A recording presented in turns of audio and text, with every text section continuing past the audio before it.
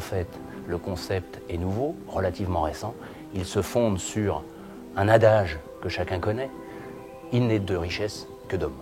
RSE, responsabilité sociale, sociétale des entreprises, c'est l'entreprise qui a conscience qu'elle n'est pas seule dans un environnement purement économique, mais qu'elle participe de la vie d'un territoire et de la vie des hommes qui font ce territoire.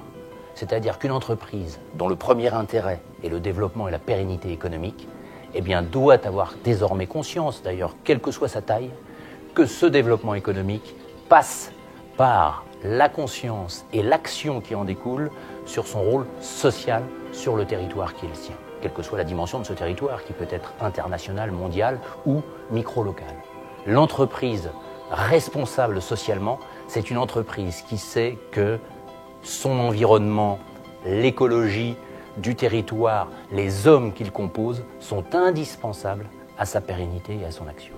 Je crois que ce que j'apporte, paradoxalement, c'est que je ne suis pas un homme du privé, je suis un fonctionnaire qui évolue dans la fonction publique et qui a évolué quelque temps dans la sphère, on va dire, du politique, et ce qui m'a permis, justement, d'appréhender ce nouveau positionnement de l'entreprise. Ce nouveau positionnement de l'entreprise acteur de son environnement. Alors sur la fonction pédagogique et le choix des intervenants qui est évidemment primordial, j'ai fait le choix d'une grande variété de personnalités, parce que la pédagogie c'est d'abord une personnalité, et bien évidemment des expériences professionnelles. Et donc nous avons des chefs d'entreprise, des responsables d'entreprises, de grandes entreprises très importantes, mais nous avons aussi des responsables associatifs.